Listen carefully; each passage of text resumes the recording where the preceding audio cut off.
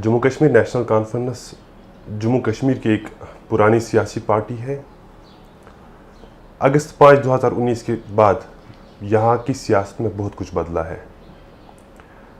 Jammu Kashmir National conference क्या challenge अभी face कर रही है, क्या उन्होंने अपना स्टैंड जो आर्टिकल 370 और 35A को लेकर नरम किया है। मुझे इस पे बात करने के लिए ज्वाइन किए हुए हैं provincial president of National Conference जनाब नासिर सोगामी साहब। नासिर सोगामी साहब, we welcome you on the Kashmir वाला। शुक्रिया, बहुत शुक्रिया आपका। नासिर साहब, first of all I want to know क्या बदला है जम्मू कश्मीर नेशनल कॉन्फ्रेंस के लिए अगस्त 5 को लेकर। अगस्त 5, 2019 को सिर्फ नेशनल कॉन्फ्रेंस के लिए नहीं बदला, पूरी जो है अर्सवाइल जो स्टेट थी जम्मू कश्मीर की उसके लिए बदला। आप एक चीज़ का क्या देखेंगे, आप सब कुछ ही बदल गया। हमको तो पहले दो हिस्सों में बांट दिया गया। एक जो सबसे पुरानी रियासत इस मुल्क की थी उसको 2 यूनियन टेरिटरीज बना दिए गए, डाउनग्रेड किया गया, स्टेट का स्टेटस भी नहीं रखा। और हमको जो कॉन्स्टिट्यूशनल गारंटीज थी, चाहे 370 था, चाहे 35A था, वो एक बाज़ाब्ता हमको यकीन दहानी के तौर पे न सिर्फ ज़बानी बल्कि हमारी आईनी यकीन दहानी थी, वो सब हमसे छीन गया। और ये सब सिर्फ नेशनल कॉन्फ्रेंस से नहीं छीना गया, पूरी हमारी आवाम से छीना गया। तो इसका क्या खास इफेक्ट रहा नासिर सोगामी साहब पे? ज़ाती तौर पे तो ये तसव्वुर ही नहीं कर सकते हैं हम कि हमसे ये सब कुछ किया गया। मतलब अगर आप मान लें कि ये रिकनसाइल करना ही बड़ा मुश्किल है। तभी अगर आप देख रहे होंगे, चाहे हमारे लीडरान हैं, चाहे हम लोग हैं, सब लोग साथी हैं, हम लोगों का यही मानना है कि हम लोगों ने ये एक्सेप्ट ही नहीं किया है जो 2019 अगस्त में हुआ। और हम लोग अभी भी, जैसे परसों भी अगर मीटिंग हुई, उससे पहले भी हुई, या अगर सुप्रीम कोर्ट में हम गए हैं तो इसी बात को लेके गए हैं कि जो हमारा हक था, जो हमारा आईनी हक है, कोई इसमें जो है टकराव की सियासत को एक तरफ छोड़ के आप पीसफुली, लीगली, कॉन्स्टिट्यूशनली, जैसे उमर साहब ने भी कहा, उस दायरे में लेके इनकी जो है जो इसको रेस्टोरेशन है इन चीज़ों की, उसके लिए हम अपना जो है कोशिश जारी रखेंगे। शेख साहब यूनियन ऑफ इंडिया के साथ एसीड करते हैं, he played a vital role in this, और उसको एक गारंटी मिली थी, कॉन्स्टिट्यूशनल गारंटी। पहले तो आप फैक्चुअली गलत बात बोल रहे हैं। The erstwhile Maharaja of Jammu and Kashmir, he acceded to the Union of India. Let me complete my question. He played a vital role in gaining Article 370. It's a constitutional guarantee. Sheikh साहब had a vital role in this. और आज ये constitutional guarantee Jammu Kashmir से चली गई है। समझते आपके दिल्ली सरकार ने आपको धोखा दिया? न सिर्फ हमको, आप जो पिन पॉइंटेडली सिर्फ नेशनल कॉन्फ्रेंस को बोल रहे हैं, ये तो पूरा जम्मू कश्मीर के अवाम को, लद्दाख को इंक्लूड करके आप किसी चीज़ का वादा करते हैं, उस वादे के तौर पे हम, देखिए दोनों तरफ का था, हम तो अपने वादे पे बरकरार हैं। अगर हमने मुल्क के साथ जो उस वक्त नाता जोड़ा है, हम उससे पीछे हटे नहीं। हमने दूसरे मुल्क की कभी बात नहीं की, हमने अलहदगी की कभी बात नहीं की। लेकिन उस जो है हमारा जो पुरखलूस जो उस वक्त कदम रहा है, उसके बदले में कुछ गारंटीज दी गई थी। उन गारंटीज़ को पहले तो ग्रेजुअल इरोजन हुआ, और 2019 में तो बिल्कुल ही उसी को वो भैया जुम्बिश कलम सारा ही जो है हमारी नज़र में बिल्कुल गैर आईनी तौर पे, गैर कॉन्स्टिट्यूशनली हम लोगों से वो हक छीना गया। उसमें तो कोई दो राय है ही नहीं, और ये कहने में भी हमको कोई उसमें हिचकिचाहट नहीं है। ये तो वाज़ेह बात है। मैं इसको आपके सामने दोहराऊँ या ना दोहराऊँ, आप यहाँ के बाशिंदे होने के नाते में आप जो समझ सकते हैं वो आपके जहन में होगा।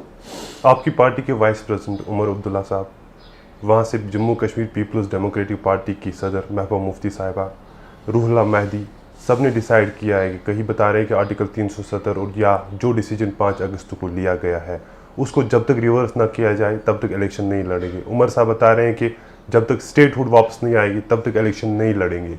क्या आप समझते हो कि इनका ये डिसीजन जो है हेल्पफुल हो सकता है रेस्टोरेशन ऑफ आर्टिकल 370, 35A और स्टेटहुड? देखिए, इसका फ़ायदा होगा कि नहीं होगा वो आगे चल के हमको देखने को मिलेगा। लेकिन जहाँ तक उनके इस फैसले का ताल्लुक है, उन्होंने ये तो नहीं कहा कि उनकी पार्टी इलेक्शन नहीं लड़ेगी या आगे चल के हम कोई ऐसा फैसला करेंगे कि जिससे बिल्कुल ही दूर रह पाए, ऐसा कुछ उन्होंने नहीं कहा।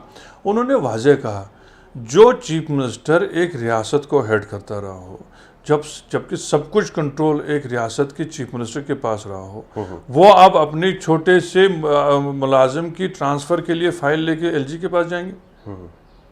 मतलब मैं भी उस काउंसिल ऑफ मिनिस्टर में रहा हूँ। It was the most empowered assembly in the entire country and the chief minister of Jammu and Kashmir was the most powerful chief minister in the entire country.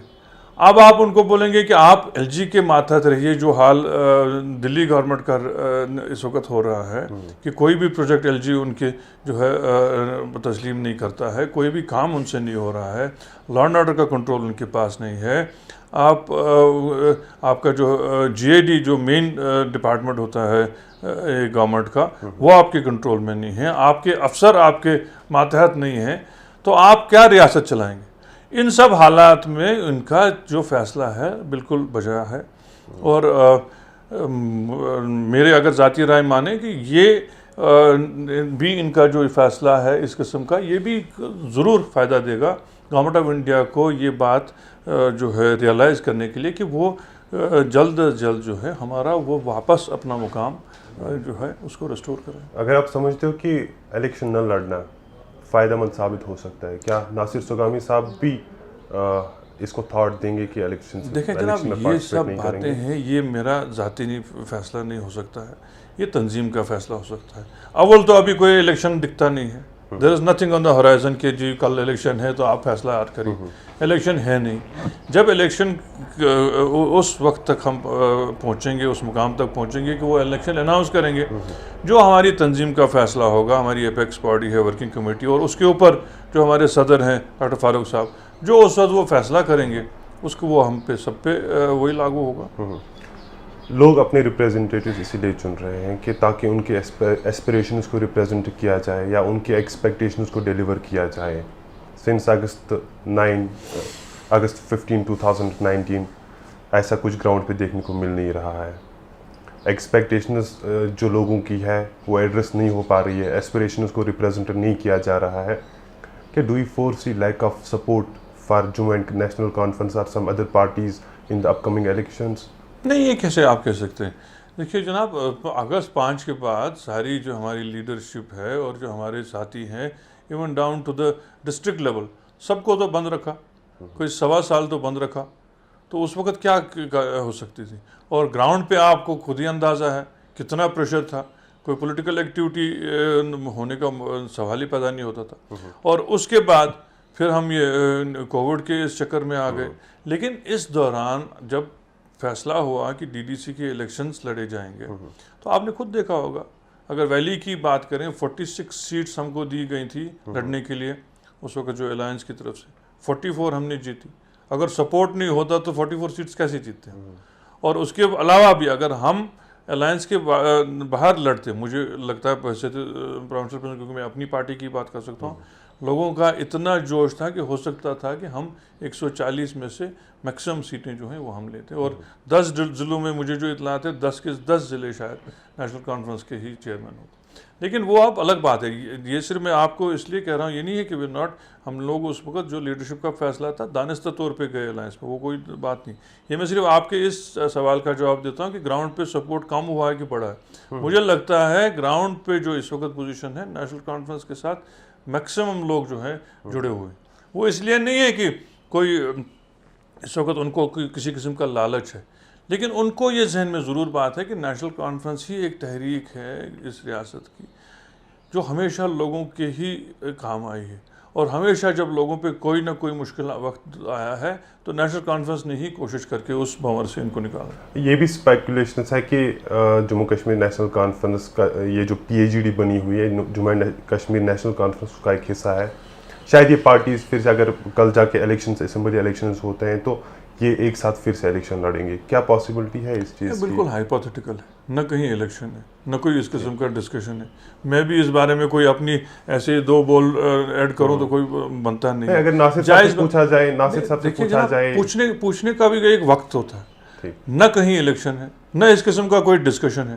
पिछले दफे जब डीडीसी इलेक्शंस हुए, जब announce हुए, उसके बाद हमसे सवाल किया गया आप अलायंस में जाएंगे, हमने कहा है क्योंकि डीडीसी इलेक्शन होने वाला था। आज न कहीं इलेक्शन होने वाला है, न इस किस्म का कोई हमारा आपस में डिस्कशन है, न कोई फैसला हुआ है, बिल्कुल हाइपोथेटिकल। सपोज इलेक्शंस आने वाले, जैसे सेंट्रल गवर्नमेंट ने कहा कि you have been covering Jammu and Kashmir for these things don't, and the political decisions don't happen on suppositions. Okay. It is not done on a hypothetical statement at all. We will cross the bridge when we reach it. ये तो बहुत जल्दी है, और आपको तो खुद अंदाज़ा है, यहाँ सुबह से शाम तक का पता नहीं होता है, तो आगे का फैसला मैं आज से सुना दूँ तो वो कोई जायज़ बात नहीं। BJP has asked its workers to work on the ground, लोगों के साथ जुड़ो, इलेक्शंस आने वाले हैं। जम्मू कश्मीर नेशनल कॉन्फ्रेंस ने जब डीडीसी इलेक्शंस हुए थे तब जाके पॉलिटिकल एक्टिविटीज़ को स्टार्ट किया था। क्या अभी नेशनल कॉन्फ्रेंस से फिर से पॉलिटिकल एक्टिविटीज़ ग्राउंड पे स्टार्ट की हुई है? देखिए, अगर है तो किस as a premier political party, as a main stream party of the erstwhile state now UT, हमने अपना जो है पॉलिटिकल रोल कभी नहीं छोड़ा। और हम बीजेपी की तरह ये नहीं बोलेंगे इलेक्शन आने वाले तो अब करो, नहीं। हम इलेक्शंस हों या ना हो, हमारा अवामी राब्ता कायम है। हमारी सारे कॉन्स्टिट्यूंसी इंचार्जेस अपने कॉन्स्टिट्यूंसीज में अपने लोगों के साथ जुड़े हुए हैं। हमारा जो पार्टी का जो सेटअप है राइट अप टू द हल्का लेवल, वो सब जुड़े हुए हैं। कोविड का जहाँ पे अभी पेंडेमिक आया, वहाँ पे भी हमारे वॉलंटियर्स ने जगह जगह काम किया।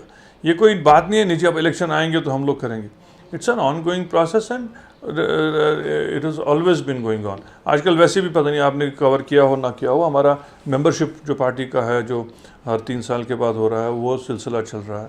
हमारी जगह जगह मेंबरशिप कट रही है, उसके बाद पार्टी इलेक्शंस होंगे।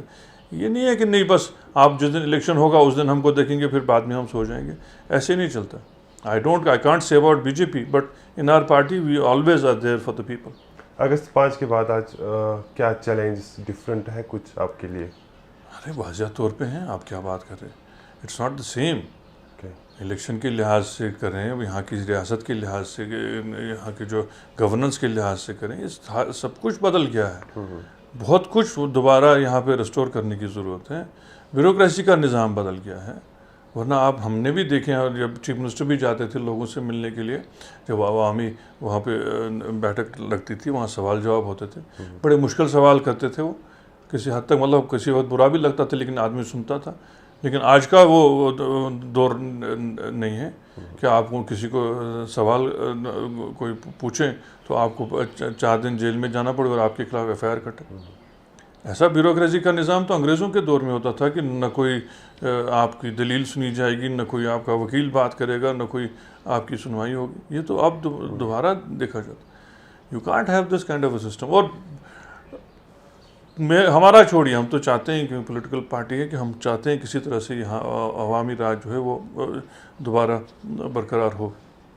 आप अवाम को पूछिए, कहीं भी जाकर ऐसा भी हुआ कि जब 5 अगस्त होता है उसके बाद कोई नए पॉलिटिकल फ्रंट्स बनते हैं, जो oldest parties of Jammu and Kashmir, उसमें नेशनल कॉन्फ्रेंस है। अगर ये कम ही ब्रेक होगी, लेकिन जम्मू कश्मीर पीपल्स डेमोक्रेटिक पार्टी बहुत ज़्यादा ब्रेक हो गई, कई सारे उसके लीडर चले गए और कई पार्टीज़ को ज्वाइन किया। तो फिर ये इल्ज़ाम लगा कि central government is using agencies to pressurise politicians of Jammu and Kashmir to join certain party. ऐसा प्रेशर नासिर सुगामी साहब को मिला? ये कोई नई बात नहीं है कि पॉलिटिकल सिस्टम में, पॉलिटिकल इकोसिस्टम में लोग एक पार्टी छोड़ के दूसरी में जाएं, दूसरे से निकल के हमारे में आए।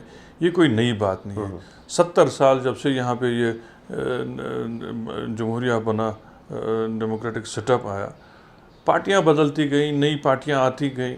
फिर सारा डिपेंड होता है लोगों की अपनी चॉइस पे, वो किसको सही अपना रिप्रेजेंटेटिव मानते हैं, उसमें इंडिविजुअल्स को कितनी वो अहमियत देते हैं, पार्टीज़ को कितनी अहमियत देते हैं, वही हमेशा सुप्रीम होता है। My question is specific about the use of accusations are there that central government use it agencies to pressurize politicians. I don't have any knowledge about that कि वो कैसे गए, क्योंकि जो लोग गए हैं उतना मैं उनको बताऊं कि वो पहले भी काफ़ी पार्टियां बदल चुकी हैं, तो कोई उनके लिए नई बात तो नहीं थी। कभी नासिर साहब के जहन में आया, जैसे उमर साहब ने कहा कि कई बार सोचा कि शायद मैं पॉलिटिक्स में अब नहीं रह पाऊंगा, या for example doctor Shah Faisal एक नई पार्टी बनाई थी, सियासत से बहुत दूर चले गए, जब 5 अगस्त हुआ, क्या नासिर साहब के जहन में कभी ये आया कि मैं भी अब सियासत छोड़ूं? देखिए जनाब, ज़ाती तौर पे जब आदमी को इन हालात से गुजरना पड़ता है तो एक वक्त आता है कि सोचने पे मजबूर होता है, क्योंकि उस वक्त आपको अपना ही थोड़ा बहुत जो है दायरा वो दिखता है। लेकिन जब आप ब्रॉडर स्पेक्ट्रम में देखते हैं कि आपको अल्लाह ताला ने ये जिम्मेवारी दी है कि आप किसी तरह से अपने लोगों की खिदमत कर सकें, उनकी किसी तरह से थोड़ा बहुत ही सही, एक छोटा सा कदम ही सही उनकी खिदमत कर सकें, तो ये भी अल्लाह ताला की तरफ से मैं समझता हूँ कि ये ब्लेसिंग है। हर किसी को तो मिलता नहीं है। अगर ये रोल मुझे दिया है तो मुझे निभाना पड़ेगा, चाहे मुझे ज़ाती तौर पे कितनी भी मुश्किलात या सख्तियाँ झेलनी पड़ी। नासिर साहब, दिल्ली में जो मीटिंग हुई उसमें खासकर फोकस रहा डिलिमिटेशन के ऊपर कि डिलिमिटेशन होने वाली है, हो रही है, तो उसमें पॉलिटिकल पार्टीज भी पार्टिसिपेट करें। जम्मू कश्मीर नेशनल कॉन्फ्रेंस उसमें पार्टिसिपेट करने जा रही है। देखिए जनाब, जम्मू कश्मीर नेशनल कॉन्फ्रेंस को पिछली दफ़ा भी जो है दावत मिली थी उसमें ज्वाइन करने के लिए एसोसिएट मेंबर्स की हैसियत से। They are not on any decision making level, मगर उनको उस वक्त दावत मिल गई थी। हम लोगों की जमात उस वक्त शामिल नहीं हुई। उसके बाद एक जनरल ये रहा, कुछ साथी जैसे आप जैसे साथी मिले, उन्होंने कहा, लीडरशिप से बात की कि इस पे आप सोचिए। तो हमारी पार्टी के प्रेसिडेंट डॉक्टर फारूक साहब ने अपने साथियों से मशवरा किया, वर्किंग कमेटी से भी बात की, अपने कोर ग्रुप से बात की, सीनियर साथियों से बात की। तो जनरल एक जो है एक उस वक्त फ़ैसला हुआ कि डॉक्टर फारूक साहब को ऑथराइज़ किया गया है ये फ़ैसला लेने के लिए। अभी दोबारा उनकी कब मीटिंग होगी नहीं होगी इसका भी कोई अभी क्लैरिटी नहीं है। जब भी वो मीटिंग होगी उस वक्त क्या फ़ैसला लेंगे तो उसकी जो अथॉरिटी है वो सारी हमारे प्रेसिडेंट डॉक्टर फारूक साहब के पास है। जब दिल्ली में प्राइम मिनिस्टर ऑफ इंडिया के साथ मीटिंग हो रही थी, फारूक साहब भी गए थे, महबूबा जी भी गई थी। जब मीडिया से महबूबा जी ने बात की तो उन्होंने कहा कि भारत सरकार को पाकिस्तान की सरकार के साथ भी बातचीत करनी चाहिए ताकि साउथ एशिया में जो है पीस इस्टेब्लिश हो पाए। लेकिन जब फारूक साहब से यही सवाल पूछा गया कि महबूबा जी ऐसा बता रही हैं, तो फारूक साहब ने अपने आप को डिस्टेंस किया। क्या इस चीज़ से पीएचडी में कोई दरार तो नहीं पड़ी है? मैं पीएचडी के बारे में तो नहीं कह सकता हूँ, क्योंकि पीएचडी की जॉइंट प्रेस कॉन्फ्रेंस भी नहीं हो पाई उसके बाद। अभी शायद उनकी मीटिंग होने वाली है कुछ दिनों में, उसके बाद बताएंगे। और पीएचडी का वो बता पाएंगे, पीएचडी के कन्वीनर हैं मसूदी साहब, और वो उनका क्या है मीटिंग शेड्यूल क्या वो। लेकिन जहाँ तक मैं अपनी पार्टी और अपनी पार्टी प्रेसिडेंट फारूक साहब की बात करूँ, हमेशा वही इस आपसी जो है भाईचारे की बात करते रहे। आप उनकी कितनी ही स्पीचें या कितनी भी मीटिंगें जब गवर्नमेंट ऑफ इंडिया के साथ हुई या on the floor of the house हुई, उन्होंने ये बात बिल्कुल वाज़ह की कि आप दोनों ममालिक की दोस्ती का बरह रास्त असर हम पे है, और आपका अगर खुदा न खास्ता हालात ख़राब हो, दुश्मनी हो, उसका भी बुरा असर हम पे ही आता है। ये कोई ढकी छुपी बात नहीं है। और अभी भी डॉक्टर फारूक साहब ने मीटिंग में भी यही बात की कि किसी तरह से आप आपस में करिए। देखिए अभी थोड़ी दिनों पहले इन्होंने आपस में बातचीत करके एलओसी को ठंडा कर दिया। सारे जो लोग एलओसी में रह रहे हैं एक राहत का सांस उन्होंने लिया। तो ये बातचीत से ही तो अमल में आया ना। तो इनकी दोनों ममालिक की बातचीत से हमारे पे बहुत ज़्यादा असर पड़ता है। कुछ दिन पहले जब पीएचडी की एक मीटिंग महबूबा मुफ्ती के घर पे हुई थी, तो फारूक साहब भी वहाँ थे। मैंने उनसे सवाल पूछा था कि फारूक साहब अभी कोविड तो थोड़ा सा अभी कम हो गया है, सुप्रीम कोर्ट में आपने केस दायर किया आर्टिकल 370 और 35A के हवाले से, लेकिन पॉलिटिकल प्रोसेस क्या है? तो फारूक साहब ने कहा कि वो हम देखेंगे, अभी कोविड ख़त्म हो रहा है तो हम उस पर काम फिर से करेंगे। कोविड की वजह से हम कुछ ज़्यादा कर नहीं पाए। लेकिन यहाँ से जब दिल्ली गए थे तो वहाँ पे कुछ डिफरेंट स्टेटमेंट्स आने लगे। कुछ बता रहे हैं कि केस सुप्रीम कोर्ट में है तो we should wait for the judgement of the supreme court. क्या नेशनल कॉन्फ्रेंस भी सुप्रीम कोर्ट के जजमेंट का ही इंतजार करेगी? लेकिन जनाब अंदर भी जब बात हुई है, या उमर साहब के इंटरव्यू से भी आपने लिया होगा, जो उन्हें प्रेस को भी कहा, बात करने से हमको कोई नहीं रोकेगा और ये डिमांड करने से भी कोई नहीं रोक सकता। और ऐसा कोई प्रेसिडेंस नहीं है। मतलब आपके पास कितने ही केसेस हैं, चाहे वो सुप्रीम कोर्ट में पेंडिंग रहें या वो लोगों के डिस्कशंस में रहें, even if there sub judice in supreme court, उनका डिस्कशन खुलेआम रहा, चाहे वो डिसाइड हुए हों या अभी भी ऑन गोइंग हो। बाबरी मस्जिद का केस कितने सालों उम्र हो गई हमको भी सुनते हुए, वो सुप्रीम कोर्ट में था, किसी ने रोका नहीं उनको, चाहे वो इलेक्शन का मुद्दा बना या अवामी डिस्कशन का मुद्दा बना या कहीं डिमांड हुई तो उन पर रोक लगाई जाए। अभी सीएए का केस अभी भी सुप्रीम कोर्ट में चल रहा है। भारतीय जनता पार्टी या किसी और पार्टी को या किसी सियासी लीडर को कहीं पे ये रोक तो नहीं लगाई गई कि आप इस पे बात मत कीजिए, बल्कि कुछ स्टेट्स ने तो रेजोल्यूशन पास किए उसके खिलाफ, तब भी तो सुप्रीम कोर्ट में था। ये राइडर ये जो है ये भी एक वो नैरेटिव बनाने की कोशिश की जा रही है, और कुछ लोग आप भी जानते हैं, आप मुझसे बेहतर जानते हैं ये कि उन्होंने वहाँ शुरू किया था। ऐसा कुछ नहीं है, ऐसा हो ही नहीं सकता एक डेमोक्रेटिक सेटअप में कि आप बात ही ना कर पाएँ। बाद में जब आप देख लीजिए फैसला होने के बाद भी लोग कहीं डिमांड करते हैं, तो उसका मतलब ये थोड़ी है कि वो उनकी ज़बान बंद की जाए। आपको कितना मुश्किल होगा लोगों के पास जाना, क्योंकि Jammu Kashmir National conference autonomy की बात कर रही थी, पीडीपी सेल्फ रूल की बात कर रही थी, लेकिन अब वो तो कहीं नज़र ही नहीं आ रहे हैं वो चीज़ें। अभी तो मसला बन गया आर्टिकल 370 को रिवोक करने। देखिए जनाब, आपका जो ये सवाल का जो दायरा है ये आपने महदूद किया है इलेक्शन के हवाले से लोगों में जाने के लिए।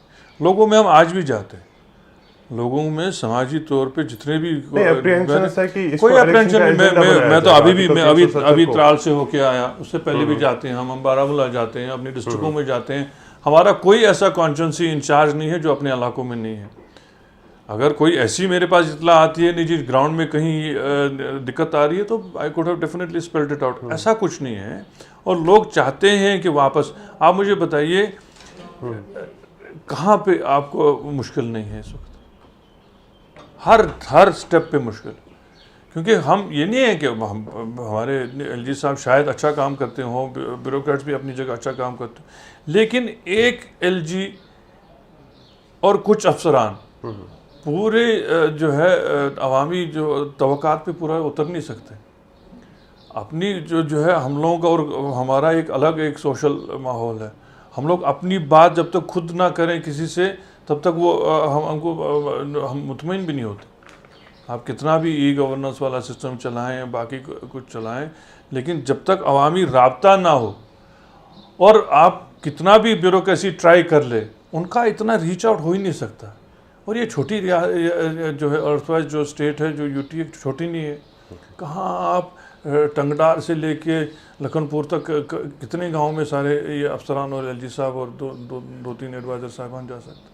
मुमकिन नहीं। मत्सल कहाँ है, केरन कहाँ है, यहाँ आप देख लीजिए जम्मू के दूर दराज इलाके कहाँ हैं, कहाँ पहुँच पाएंगे जनाब? डोडा किश्तवाड़, ये आप उनसे पूछिए जिनको 2-2 दिन लगते हैं अभी भी यहाँ से किश्तवाड़ से आगे जहाँ वडबन के इलाके में जाने के लिए। कुछ दिनों ये रास्ता खुला रहता है तो वो एक दिन में शायद शाम तक पहुँच पाते हैं इधर। तो कहाँ ये ब्यूरोक्रेट्स वहाँ पहुँच पाएंगे? It's a very difficult terrain. और यहाँ जब तक अवामी नुमाइंदगी नहीं हो और एम्पावर्ड अवामी नुमाइंदगी हो। इन्होंने एक एक्सरसाइज की पहले पंचायत का, उसके बाद डीडीसी का, उनको होटलों में बंद रखा है। अगर उनको इलेक्शन लड़वाना था आवाम की खिदमत करने के लिए, आवाम को रिप्रेजेंट करने के लिए, और उनको एम्पावर किया जा रहा था ताकि वो लोगों की वाकई तौर पे खिदमत कर सके, होटलों में बंद रख के क्या करेंगे वो? मुझे बताइए। वो उन लोगों के पास शुक्रिया करने भी वापस नहीं जा सकते जिनने उनको वोट डाला। ऐसे थोड़ी सिस्टम चलेगा। आखिर पर जानना चाहूँगा, being provincial president of Jammu Kashmir National Conference, senior leader of the party, आपके former spokes person Ruhullah Mehdi साहब जब दिल्ली मीटिंग के लिए दावतनामा आता है यहाँ की पार्टीज़ को, तो वो बताते हैं कि they are trying to find relevance in Delhi rather they should find relevance in Jammu and Kashmir. So how do you see the statement? Whatever he has said is that's his own opinion. देखिए जनाब, एक democratic setup है, हमारी party का एक जमहूरी निज़ाम है। मुमकिन नहीं है कि सारे एक ही सोच रख सकते हो। हम इस कमरे में 3-4 लोग बैठे हैं, आपकी सोच अलग है, मेरे दूसरे साथी की सोच अलग है, मेरी सोच आपसे मुख्तलिफ हो सकती है। लेकिन आपको ये भी अप्रिशिएट करना चाहिए कि नेशनल कॉन्फ्रेंस में इतना जमहूरी हक तो है कि आप अपनी जो है मुखालफत भी कर सकें। दूसरी कोई पार्टी में तो बवाल मच गया होता, यहाँ तो ऐसी बात नहीं है। आप अपना वो काउंटर पॉइंट ऑफ व्यू रख सकते हैं, ऐसी कोई बात नहीं है।